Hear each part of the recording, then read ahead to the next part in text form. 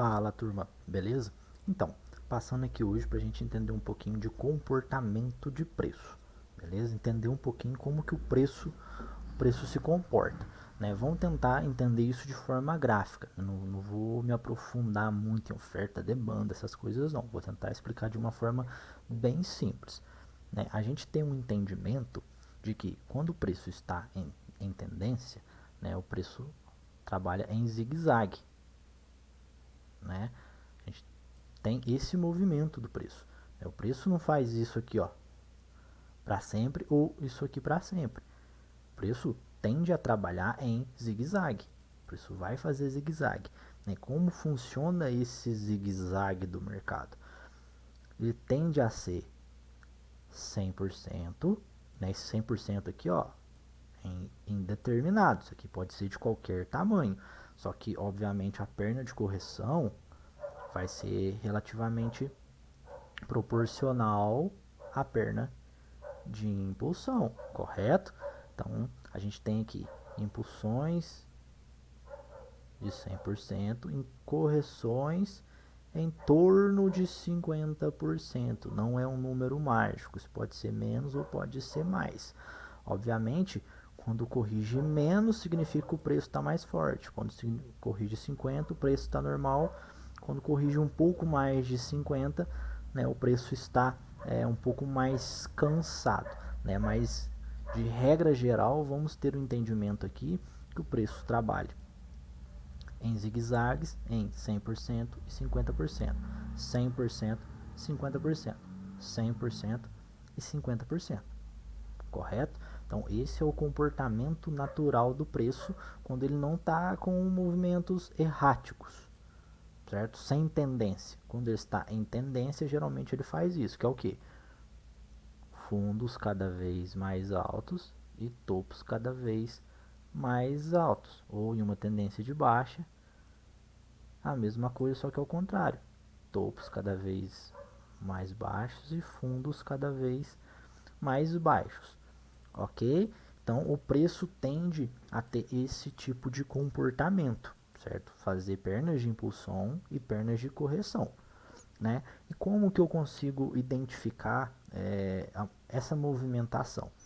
Se o preço aqui, ó, fez uma puxada de 100%, putz, pode esperar esse preço em 50%.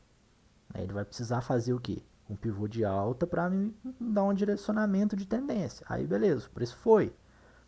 Ok, já tem um pivô aqui, estou vendo que está impulsão, contração, impulsão. Aí o preço começa a voltar de novo. Por quê? Não vai subir lá eternamente. O preço não vai fazer isso aqui eternamente. O preço precisa corrigir. Aí o preço faz o quê? Corrige. Corrigiu que o seu 50%. Depois, ó, subiu de novo 100%. Corrigiu mais 50%. Subiu mais 100%. Em pernas naturais de correção, a gente está aqui, ó, esperando ele em torno dos 50%. Mas, em algum momento, a tendência tem que virar. Isso não vai continuar em tendência de alta o resto da vida, né? Vai precisar voltar, vai precisar fazer correções. E como eu percebo essa correção? Se eu tive uma pernada de 100%, e essa pernada de 100% por acaso é devolvida por completo, opa, eu perdi o meu contexto de correção, porque o natural seria esse preço parar aqui no 50% e fazer uma retomada. Fazer retomada aqui. O preço não fez isso. Então, opa, então devo ligar um sinal de alerta e começar a imaginar o que? 100%, 50%, 100%. Então, ó, andou agora 100%, eu posso esperar isso aqui, ó, nos 50%. Ou seja, o preço tem grandes chances de virar a tendência. Por isso tem grandes chances de virar a tendência. Uma coisa que eu tenho que tomar um cuidado: percas de fundo, rompimentos de topo, né? Então, ó, o preço corrigiu bastante. Então já começa a imaginar uns 50%. Mas significa que o preço vai parar aqui nos 50%? Obviamente que o preço faz o que ele quer, quando ele quer, a hora que ele quer. Só que a gente tenta trabalhar em cima da probabilidade.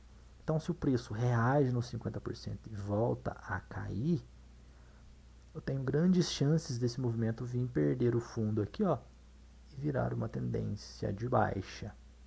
Então, tenho que tomar esse cuidado em perceber se o preço ainda está com estrutura, que é o que? Em uma tendência de alta, fundos cada vez mais altos, topos cada vez mais altos, certo? E observar o tamanho das pernadas de correção, né, que geralmente vão ser em torno de 50% do movimento. Então, se eu tenho correção que corrigiu toda a pernada de alta, isso aqui descaracterizou correção, né? Isso não é mais uma correção, isso virou uma impulsão. Então já posso esperar isso em 50% do movimento, que pode estar voltando, virando a tendência, né?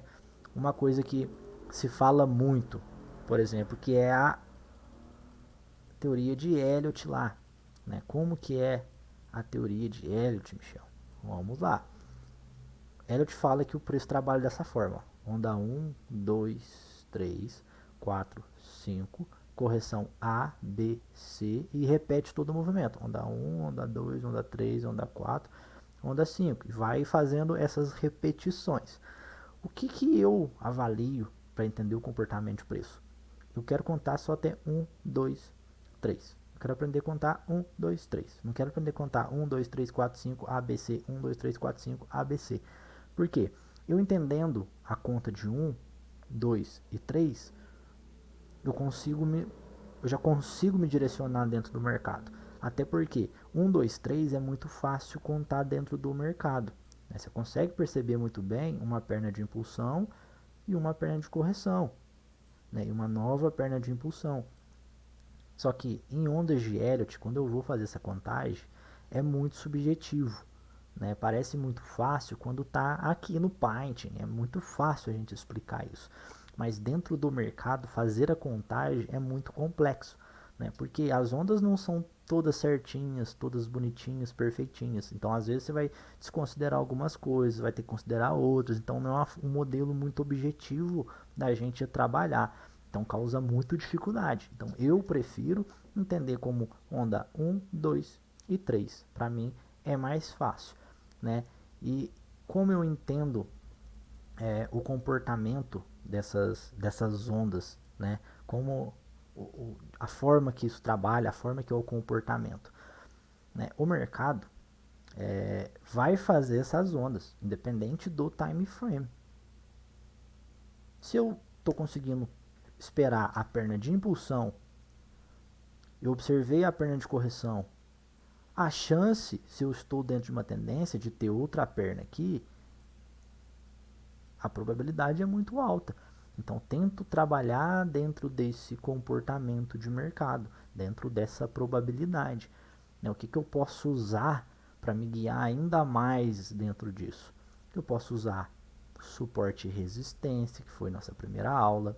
Eu posso usar média móvel, que foi a nossa segunda aula, né? Eu vou me guiando, eu vou adicionando ferramentas para que eu potencialize o sinal, para que eu aumente ainda mais a probabilidade. Por quê? Se eu trabalho só com impulsão, contração e impulsão, deixa eu só trocar a cor aqui, impulsão, contração e impulsão, é uma análise muito pobre. Agora, se eu já tenho uma zona de suporte nesse ponto, se eu já tenho uma média móvel passando aqui, ou seja, eu estou potencializando. Eu tenho, ao invés de uma coisa, eu tenho 3 ferramentas me dando uma precisão um pouco melhor aqui, né? Falando para mim, ó, tá ok a sua análise, né? Elas estão com um contexto, elas têm contexto. Então é mais fácil trabalhar dentro desse entendimento de comportamento de mercado, beleza? Então por hoje é só aí e já já eu volto com uma próxima aula para vocês, beleza?